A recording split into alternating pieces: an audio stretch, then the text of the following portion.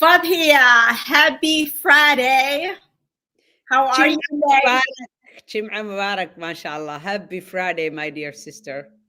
It Happy is Friday. a glorious Friday. It's beautiful.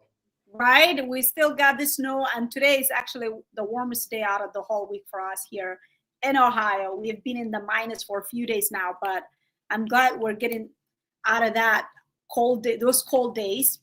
I'm excited for us to discuss today about all the executive orders that have been signed since President Trump took office. I mean, it's wild out here, guys. Like the amount of executive orders being signed. These executive orders, they're not actually just going to impact immigrants and outside the U.S. It will actually impact some of the Americans here in the U.S. as well, and not Indeed. just rely on the U.S. So I can't wait for us to dive into these executive orders. Few of them, the ones that Yeah. we actually believe that could impact, like people from outside the U.S. and also people from inside the U.S. So we'll just touch base with a few of the executive orders. Welcome everybody. Thank you for being here. We're excited. Hello, everyone. MashaAllah. We see some names already. Shamis and Sharmarke and Amira. Welcome. Thank you so much for joining us. And Jim'a Mubarak to all of you. It is a beautiful, beautiful, glorious day. Obviously, like Muhibbo, just like you said, I mean, he signed over 200 executive actions. And of course, we don't have time to go through all of them. Just a few of the ones we think are interesting and controversial, some of them. And some of them, I'm actually excited about them. And yeah, so we're just going to go through, I think, 5 or 6 or 7 of them.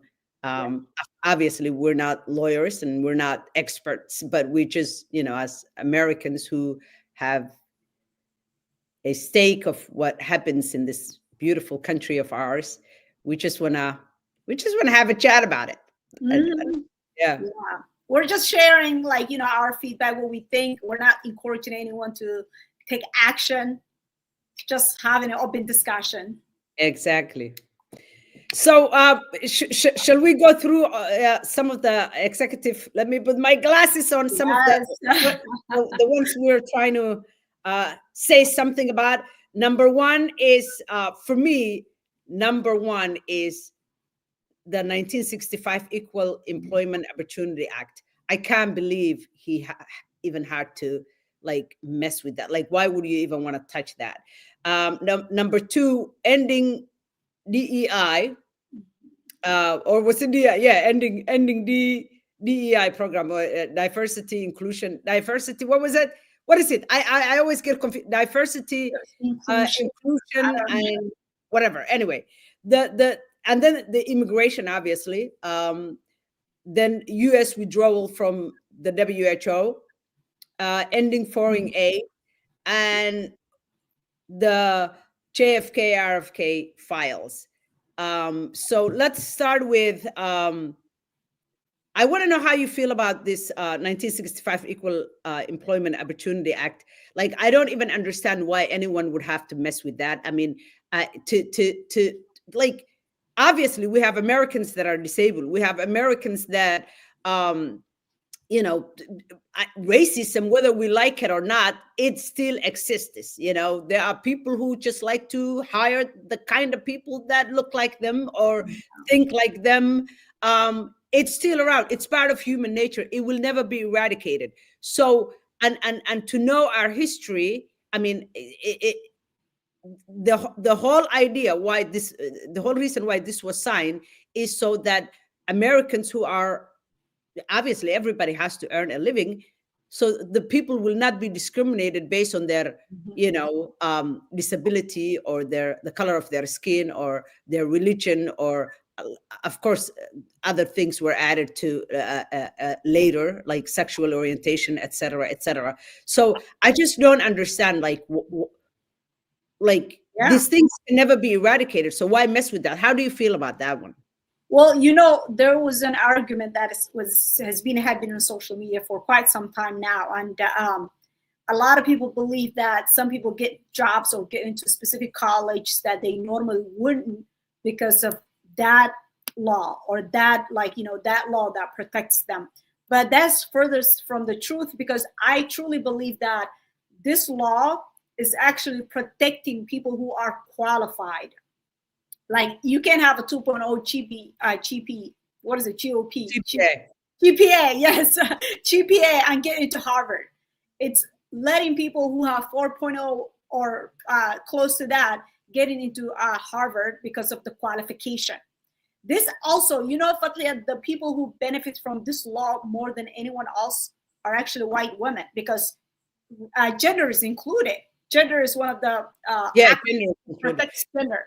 So I think Muhibba, you're talking about DEI. I think that's DEI. I'm talking about the equal opportunity. I'm sorry. Yeah. I'm talking about the equal opportunity, which is this, if you're disabled, if you're Black, if you're, whatever, woman, gender is included too. Mm-hmm. You're right. So that's the first one, the 1965 one. DEI is actually not a law. It was just companies came up with it. Remember 2000, around 2000. Right. But it falls under that. I believe it does fall under that. It's similar, similar. It falls under that category. And like both of them, basically, it protects people based on their gender, based on their race, based on their creed, religion. It just encompasses a lot of traits that allow someone to get the job based on their qualification, not anything other than that. So it's not really giving anyone anything that, a job they don't qualify. You're getting the job, you get into the school, whatever that might be that you're being qualified for. You're getting into it because you do possess the ability to get into it, and you deserve it, and you earned it. Absolutely. And that's what a lot of people just think that, if a Black person is going to Ivy school, they don't deserve it. If a woman is getting equal pay with a man, that she doesn't have the skills, or doesn't put that time into the workforce to qualify for that same pay. So it's a weird situation to me, but I honestly personally believe when it comes to anything that protects the gender, protects the race, mostly who benefits from it, especially if it protects gender qualifications or gender equality, we know who benefits more. It was put in place for certain people, and they benefit mostly from it. You're absolutely right. I think DEI obviously came later than Equal Opportunity Act came, or Employment Act was 1965, and it was signed by President Johnson. And that was because, first and foremost, I think at the time, it was not even so much that women and disabled people, because even if you're disabled and you're still white, you could, if you have the qualifications, you could still get hired. But it was more because African Americans were just not. I mean, this was the Jim Crow years. So, but it was so that people will not be denied employment due to the color of their skin, and then these things still persisted. So that's why after the riots and what was his name, the gentleman that got killed, George Floyd. George Floyd, yeah. George Floyd and all the everything that has happened. A lot of companies decided that they'll have inclusive environment in terms of employment, because a lot of people were still lacking. I mean, especially African Americans who were qualified. And again, I will insist on that. It's people, like you said, who are qualified, but who were not even getting interviews by employers, because just because you have a name there has been many investigations that has been done.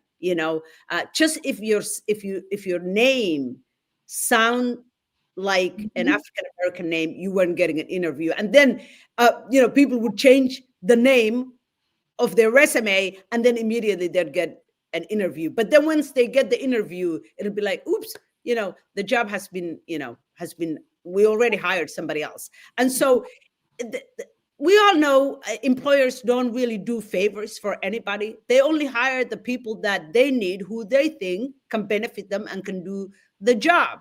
And they're not gonna just hire someone oh, because of the color of their skin, and we just have to have, colorful blade of people, Right. like have a hijabi, we have to have a gay person, we have to have an African American, we have to have a Hispanic or brown person, and so we can have all the, the entire salad bowl of that represents America. I don't think that was that is what they try to pretend, but employers were not doing that, and that's what DEI made it possible. Not because and a lot of the people from the right were tarnishing this on purpose, doing this on purpose. Oh, if you're Black, obviously, I'm just going to think. And I don't know if you noticed, but it was always, the fingers were always being pointed on the Black person, not necessarily on the Hispanic person or the Oriental, or Asian person. But it was like, if you're Black, it's automatic that you're only here because, just a favor,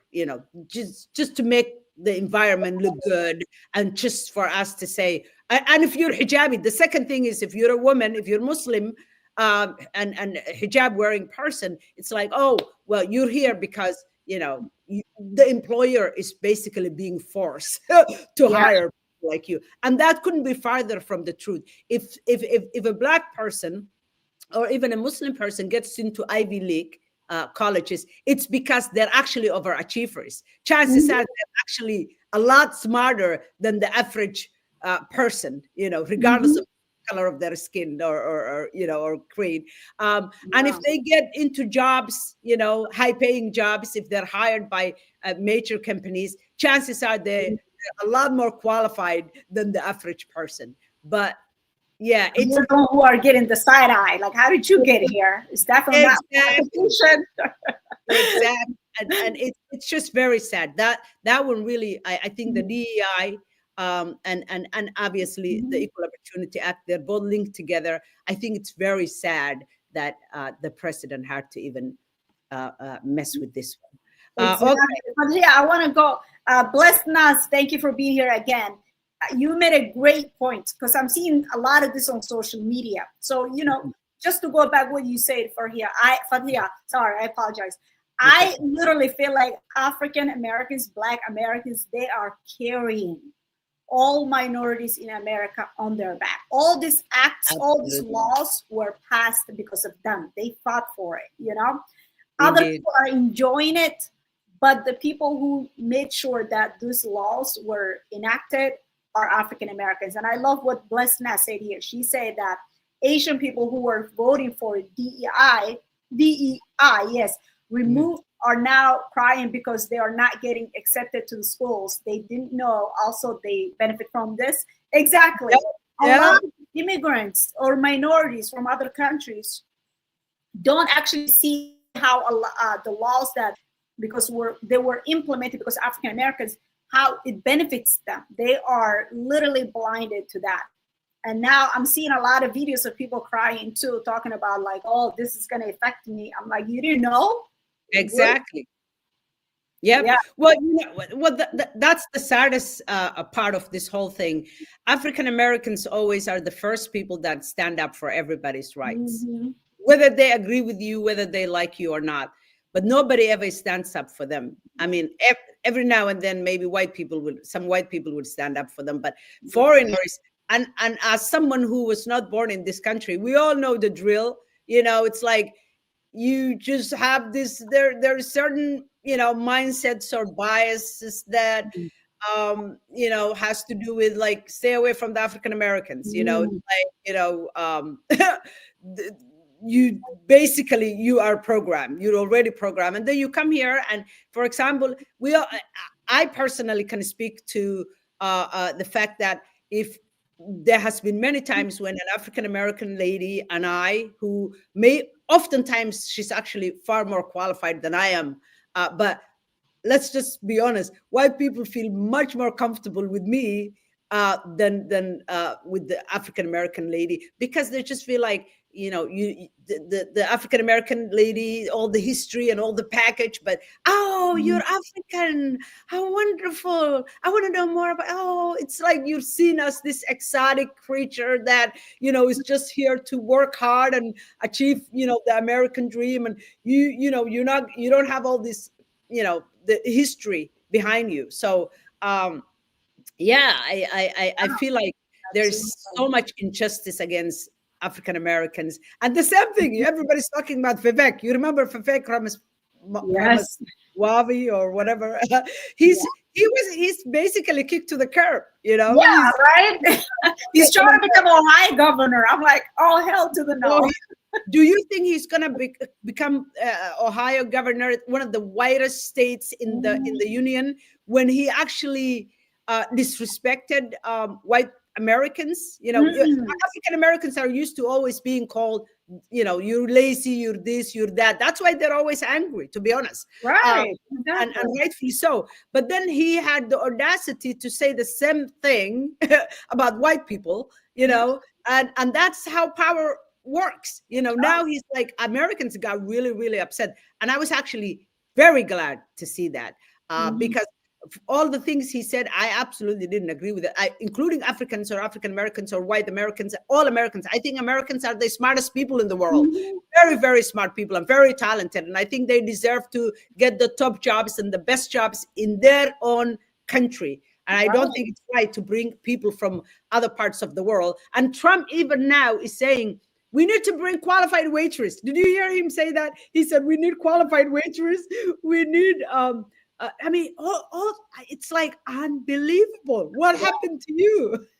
Right, Excuse exactly. Like, the reason Americans voted for him because the price of eggs are just too high. He needs to remember that. And America first. What does that mean? Which part of that do you not Ooh. understand? Like, come on.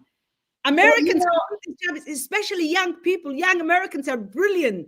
A lot of them, I mean, come on. Are you telling me that Americans cannot do these jobs, you know, like engineering jobs? And it's not even like serious engineering jobs. It's just like coding and, you know, simple jobs.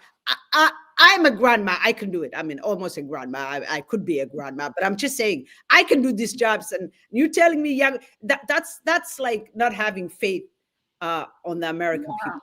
exactly. And like at the end of the day, honestly, Americans, they just need to realize that they won't hold their government accountable to support them. I feel like the American government is carrying the world on their shoulder, like supporting everybody but Americans. And all Americans citizens want is get support from their government, like you were saying the other day. Like, they want get that support, all that money that's going to the other countries. They want that money back, invested back into the US and like the citizens. I mean, like the amount of homeless people that we have, the programs that have been removed from funding, that have not gotten any funding, that were supporting Americans who are struggling here in America, are just like crazy, So Americans, they want to hold, they might want to focus holding accountable their government more. And what does America first mean? I mean, honestly, like if you look into the America First document itself, it doesn't really like give direct benefit to Americans. It does in a way that, like, it teaches America. It's making America look like, become anti anyone who's different from you. That's Yeah. what it's teaching. But America First, to me, what it means is putting funding back into America, not like getting Americans who are like, born here, that aren't from immigrant, that don't even have second generation immigrants, against other Americans. I don't Yeah. know if I'm saying this making sense, but No, yeah, no, it does make sense. like It does make sense. Yeah, minorities versus embracing all white. Americans. I Yeah, agree. Exactly. Like you know, embracing all Americans. I mean, you can't be America first if you are dividing Americans. But if you know, bringing all Americans together and embracing all Americans and, helping all Americans and, how does it benefit that some Americans should be homeless and be broken and won't have health care and health insurance, and many families cannot afford to have more children because of, and we need more children, but yet we can't have more children because it's very expensive. Having children is very, very expensive. So instead of dividing American, I can't say I love America. I love America. For me, means I love all Americans. Like if I say I love humanity, I mean it. I love all of humanity. um, regardless of your culture or creed. And the same thing goes. If I love America, it means that I respect and honor all Americans, and I want all Americans to do well, because when my neighbors do well, it means I'm doing well too. But if my neighbors are broken, and then chances are my neighborhood is going to be a mess, and crimes are gonna creep in and all that stuff. So I don't know. The greater good, taking care of the greater good is far more, I think, Right. than just individualism. I want to ask you about the WHO. That one. Oh, yeah. Well, as someone who's been through the whole. Oh, I'm sorry, Fadhia, you were talking. I thought. Yeah, the World Health Program. Yeah. Mm-hmm. Yeah, honestly, to me, I'm excited about that, because I truly feel like that was not benefiting anybody, especially people in America. And who's affiliated with the World Health Organization is Bill Gates. I don't know if you guys are aware what Bill Gates has done in a lot of third world countries, including India, under the umbrella of the World Health Organization, and their participation in the C word that just happened 2020. So all of that, because of all of that, I am glad that organization is eliminated. They were getting a lot of funding from the US to implement all these, all these activities and participation in other countries. And they've done horrible things. I honestly, I do not associate anything positive with that organization. And I'm glad to see that US has exited from that. And that would have been one of the reasons I would give someone my vote just based on that. Really? Whoa. Oh yeah, okay. I remember what happened 2020. Okay. I don't know how I feel about that one personally. I mean, if I'm excited about one thing, I'm excited about obviously Gates himself can fund it. America was actually paying the biggest, I think, America, and then the US and China. And he did the same thing in his first term. And China actually double its participation, of funding. So they'll be around no matter what. The one I'm very, very excited about, if it continues, is right now it's just halting for 90 days. It's international aid. How do you feel about that one? I have a mixed feeling about that. In one, if we were just to focus, I understand this applies to a lot of countries, not just third world countries or African countries. But for me, I truly believe a lot of the countries that are getting this funding, especially, I can't speak for the Arab world or Israel, they also get that funding.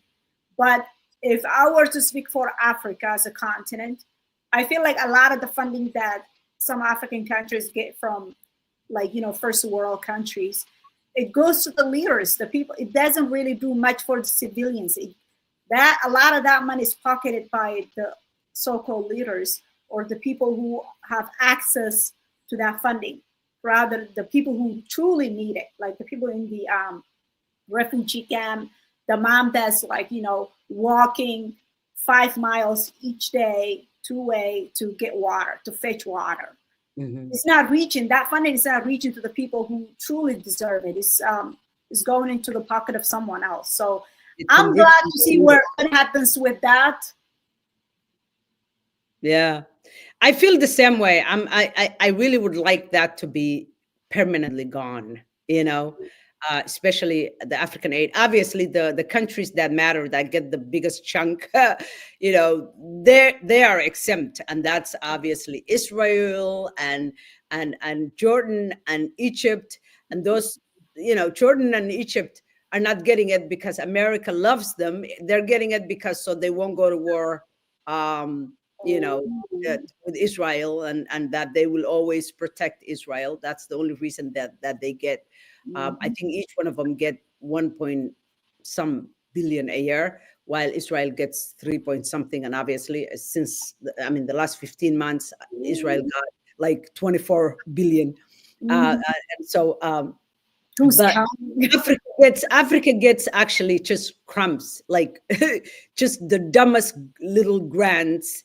And these grants, what they do is, first of all, it's just like you said, it's pocketed by the leaders of these countries and their friends.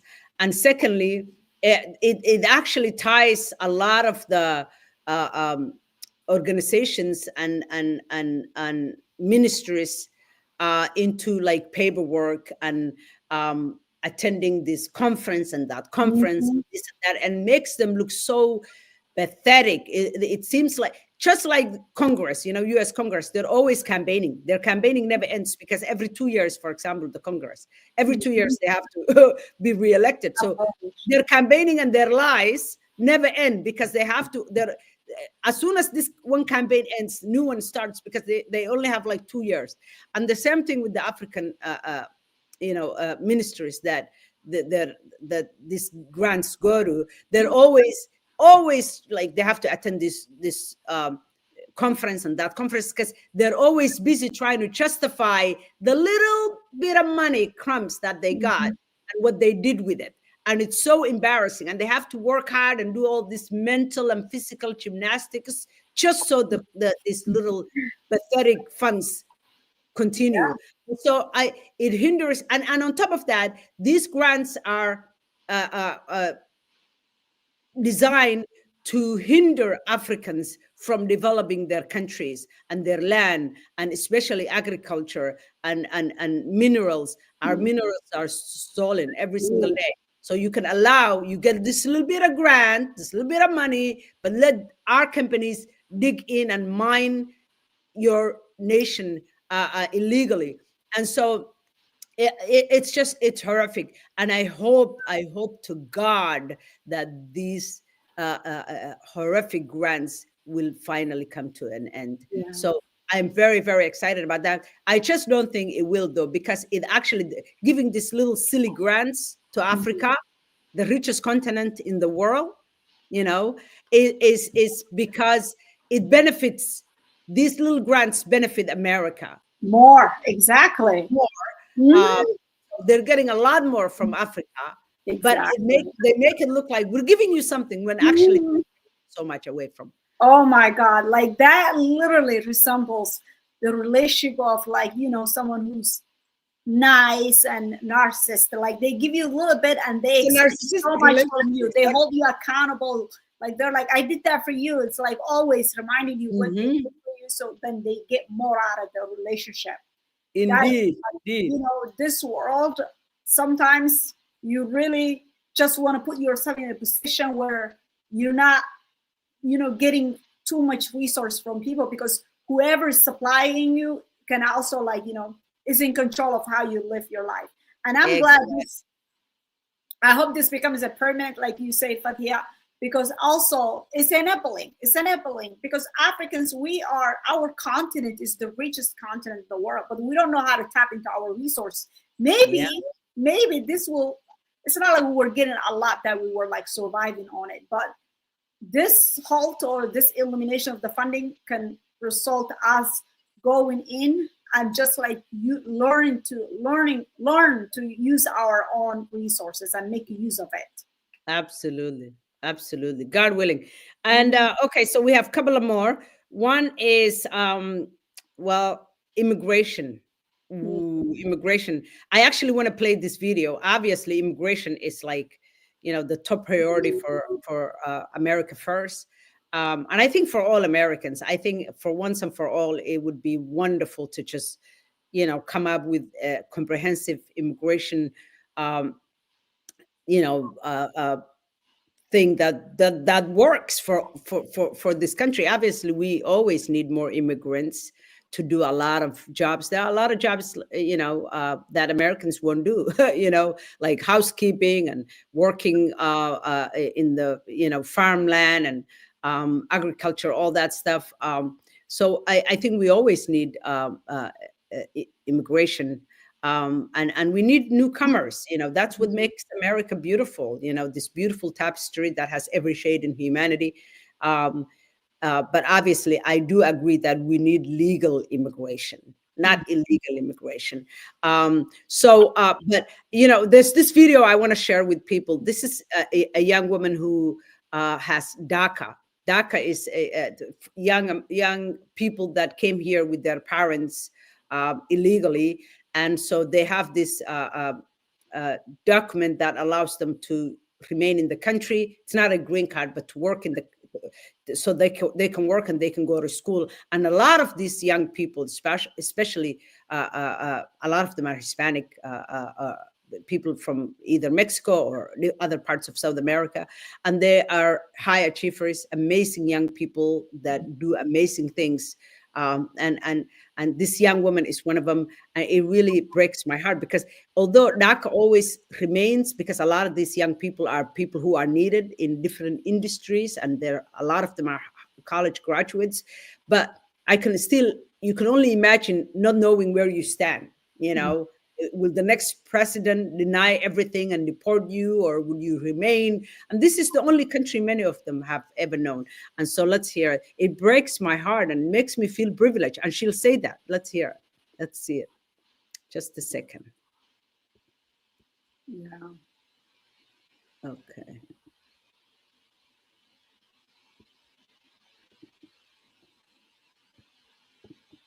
The harsh reality of being a DACA recipient. So today I had to have a very uncomfortable conversation with my boss during our one-on-one to let him know that I received an email from the immigration attorney letting me know that I have to submit my DACA renewal as soon as possible, because there's an influx of renewal applications coming in, because everybody's panicked and very scared that the incoming administration is gonna try to repeal that as soon as possible. She said there's already talk within their community that that's more than likely going to be the case. So here I am sitting across from my boss, letting him know that there's a possibility that my current permit is going to expire before the new one gets here, because the backlogs are already happening. So how uncomfortable to have a meeting where I'm supposed to be discussing data, what's next, what experiments we're going to be doing. And I have to start off by saying, hey, I don't know if the following months if I'm going to be able to work here,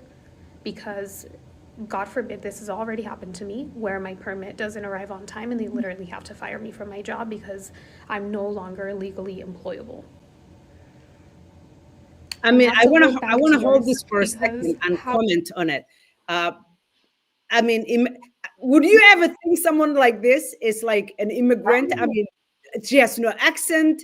Obviously she like, but imagine that. Imagine, she probably got here very young, very early age, probably does not even remember how she got here. It's not her fault. This is the only country she has ever known. And why would we keep people like this up in the air? She received, but it will continue. But you want to say something before I continue? Yeah, no, I was gonna say, it's just now this goes back to what we were talking about earlier. It's just like it's giving people the sense that America only identifies America as the country that certain people are allowed to stay here, regardless of your appearance or regardless how long you've been here. It doesn't matter. If you're not part of a certain group, you don't belong. Very, very sad. She'll continue. I mean, this young woman, she worked so hard. She's such a high achiever. How is this my life? How is something that I have absolutely no control over have so much impact on my life? A lot of you will never understand what it's like to get up and to genuinely give your very best every day, only to have your entire life potentially upended by something that's completely out of your control. Wow. That has nothing to do with an accident or being sick. It's literal bureaucracy that's getting in the way of you just living a normal life. I've literally done everything right, never committed a crime. I graduated valedictorian from my high school. I didn't qualify for scholarships because of my status. I figured out a way to pay through my college. I got my bachelor's, I got my master's. I worked my butt off to get the job of my dreams, and I'm sitting here and it's still not enough. Like, what am I supposed to do? What am I supposed to do? Wow. That really made me feel emotional, very sad, you know. There were others that, committed minor crimes, but then they were already in waiting for deportation, and now, instead of, because people are being stopped on the streets, and so they had to actually just decided, I can't wait anymore. I mean, I'd rather just take all my stuff and what I have, so I can just deport, so I can be deported, instead of being taken off the street, and then you just, with just what you're wearing, just that's it, just you get deported. And so that people are already doing that. It's really heartbreaking. Yeah, I mean, like, I was seeing videos on TikTok where police can just profile you and stop you and ask for, like, if you have your passport with you. That's literally what's at. This morning I was watching someone saying that, like, the police stopped them and they asked for their passport, and even like they had to find ways to like provide their passport, an image of it or something, to like show that they had beyond their ID, because even illegal immigrants can have an ID. Yeah. And a lot of people were saying that, if they check you in the system, they can see that you are a U.S. citizen, but that wasn't enough. They had to prove physically that they are a U.S. citizen. Who they say they are. Yeah, this is like, it's so scary. The other day I was also watching a TikTok video where a police raided like a whole shopping center in Texas, and people were just running like wild. Like, if you see that, it will break your heart to see people running and the police chasing and the motorcycles, motorcycles. It's all over. But I have a theory, and there's a theory going around which I agree with, because it goes back. U.S. was built. This country was built on free labor, and now a lot of America First, that document, if you look at it, it promotes private prison. So all these people that are being detained, U.S. doesn't have the ability right now to take people back to their countries immediately. All these people are going to be in prison, private prison, and then they will, like, be giving free labor job, like free labor. They will perform free labor. And who's going to go back? And on top of that, they will get paid $50,000 a year to house people. Exactly. So it's like doubling the, the guy, and on top of that, right, the guy who wrote America First document, put it together, like, he has his hand in private prisons, equity, and private prisons. So it's just follow the money. So even if you are a U.S. citizen right now, honestly, there's no way saying that you are 100% exempted from this, because they can just track you for the small stuff. I don't want to preach fear, but let's just be cautious what we're sharing. I've seen videos of people saying that they're going to start covering their face so they don't want to be identified while they're out and about, because now we have that technology that like identifies you while you're out and about, like facial recognition, and they want to like cover their face. I'm like, in the sheriff time. But that's even scarier, because I don't know. Yeah. I mean, it's uncertain times. You never know what to expect at this point. Wow. I'm going to share this video, this lawyer lady, and we can end it after this. But she's a lawyer, and she is talking about how her client, she's giving her clients, let me see now, it's this one. She's giving advice to her clients, and ABP pulled over my client in Huntington Park, California today. They asked for her driver's license, and she gave it to them. They ran some checks, did whatever they did, came back, returned her driver's license, and let her go. My client has a valid work authorization. The disturbing part of the story is, what is CBP, Customs and Border Patrol, doing in Huntington Park, California? There's no border there. We also received phone calls from clients in Utah saying that CBP was in Walmart looking for people. Other calls came in from Van Nuys saying that Customs and Border Patrol were there. Sightings were from Home Depot and McDonald's. Well, thank God for Amazon, DoorDash, and Postmates. If I were you, I would order what you need from Amazon, and if you're craving to go out to a restaurant, order takeout. Wow. It's also good practice to find some paperwork to show that you've been living in the United States for over 2 years. This could be a lease agreement, it could be a cell phone bill, it can be an electric bill, but take pictures of them and have them in your phone. The reason is you can get picked up, taken into custody, and if ICE believes you have not been in the United States for 2 years, they can remove you without a hearing. I had a client who was here in the United States since he was 6 and he was in his 20s. They picked him up and said, you know what, you don't have any proof on you. They put him under expedited removal proceedings. It was a nightmare, but before they could put him on a plane, we proved that he had been here for over 2 years. We pulled his school records and emailed them to the ICE officer.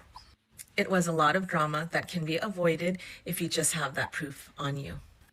Knowledge is power. Stay informed, and let's all ride out this storm together. It's not sustainable, and it will stop, but you don't want to be the one who gets caught up.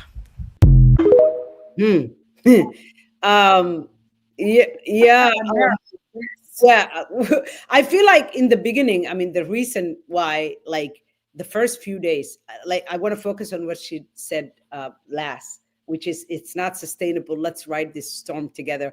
I think, you know, Trump has a way of like, you know, in the beginning, it's all about like creating an image, you know, tough. Like yesterday, there was the media was covering how Saudi Arabia said that they will invest 600 billion with a B in the United States. I mean, I'm like, that can actually bring peace in the Middle East, you know.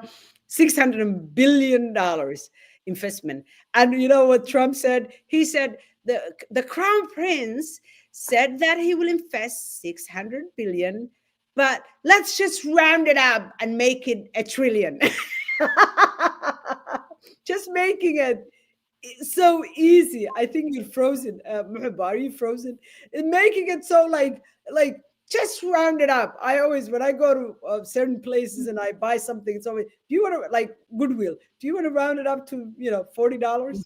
So I'm like, so it's all about this image of like, you know, just outrageous things and people feeling the weight of the world and terror and all that. And of course, there are a lot of people who are also making this whole thing so much bigger and so much, you know, obviously, some things we just have to take it with a grain of salt, I think, a little bit. But yeah, I'm hoping that it'll just be a storm and it'll end soon, inshallah.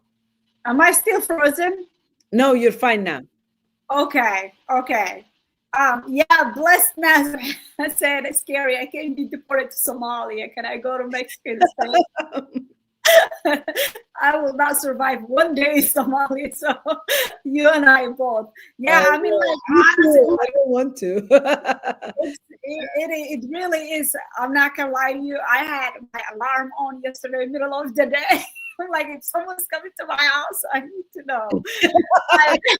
It's just, especially seeing those videos that say that even if you are a U.S. citizen, sometimes you will need to provide further proof that you are a U.S. citizen, and they're not just going to take your word. I mean, people are talking about like their doors were knocked because someone who is they're affiliated with someone who's immigrant who hasn't been in the U.S. more than 2 years. I mean, they're pulling out those kind of records. You know, this is definitely America is going backwards.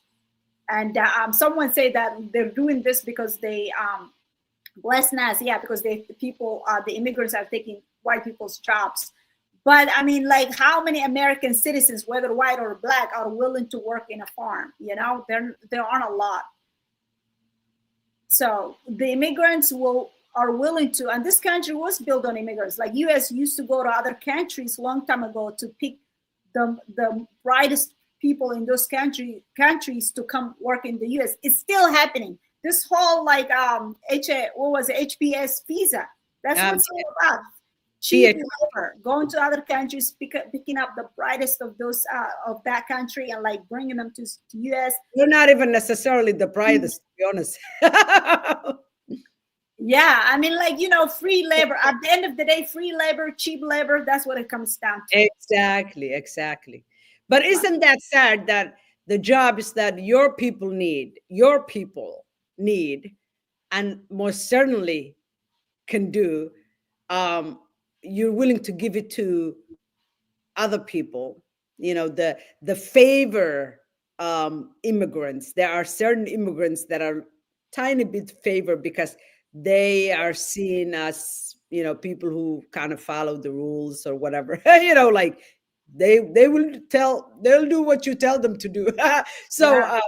but it's you know, but then if that's what you're looking for, is that really America? Isn't America all about discourse and, you know, protesting and, you know, just, isn't that free speech and all that? I mean, it's like you can't just pick and choose. Like, please pick one, you know. Yeah. So it's all confusing. Yeah, and I want to mention while we're in the immigration, like a lot of, even like, you know, now immigrants can't even come to America. A lot of immigrants from like Muslim countries, they can't come to America anymore. Like till things like those executive orders, something's done with the executive orders. Like I was hearing that there are like 15 Afghan families that, like, you know, they worked with the U.S. government. Like 1,500 1,500. Okay, I thought it was 15. Yeah. And they had everything ready, their flight date, all that stuff, and it's just it's all gone now. And their life is in threat because it's in danger because, like, you know, they are being accused of like working with the U.S. government. Imagine that. They're under threat by the Taliban. But also the Muslim ban is actually bigger blanket now. It doesn't say the Muslim ban because the first one was only 7 countries, Somalia included. But this one is like, it's more about the entire Muslim umbrella. So I think we should cover that another time. A lot of people already know it because it's very interesting. You know, it's all about, you know, if you're Muslim, you basically don't have a voice. Like right now, you and I shouldn't be talking about this whole thing. Honestly, like, keep your mouth shut and don't say anything if you're already here. And if you and of course, it's going to be very difficult for anyone to come for the next 4 years. So if you are literally, like, I was watching this morning a young Arab woman say that, like, Muslims, you need to keep it hush hush. Do not get involved in this stuff. Stop. Like, you know, do not share your opinions about this administration because you never know. Just because of that, regardless if you are a U.S. citizen or not, you can get deported just for airing your opinion that is not in favor of the current. And I also would suggest don't leave the country if you're already here, because chances are if you get out and come back and they already the ahead of time they have your name and information, and they'll your social media postings and everything will be researched. And if there's anything that you've posted that even, you know, simple things like Free Palestine, you can be held indefinitely. And you could even be deported, and you might eventually come back if you're an American citizen, but you will go through hell. You know, I might take the entire 4 years or 8 years, you know, if another, you know, if another like Trump comes in and they uphold everything that he has done. And so, it's I love that you brought that up. I was thinking about that yesterday. This is not the time to leave the U.S., guys. Yeah, I was gonna go to Europe, you know, March to attend an event, but I won't. I'm not gonna go. Yeah. Anyway, I think we should leave it at that. It's getting long. Thank you so much for your time, people and the comments and everything. We really appreciate it. Don't forget to like and share and follow Muhubbo at her channel, Muhubbo Fabulous. All right. Thank you. Guys, thank you so much for being here. And thank you for sharing your feedback with us too. We love reading your comments. Sorry, we might not read every comment and give a feedback, but we really appreciate it. A lot of our discussions are like, like just based on talking about things that impact us and our communities, and we want to raise awareness. So thank you for being here, and we appreciate your support. All right. Thank you, Fadhia. You are an amazing host. I appreciate you. Have a good day. Thank you so much. Same here, Galiso. Jum'ah Mubarak, guys. Jum'ah Mubarak. Bye. Bye.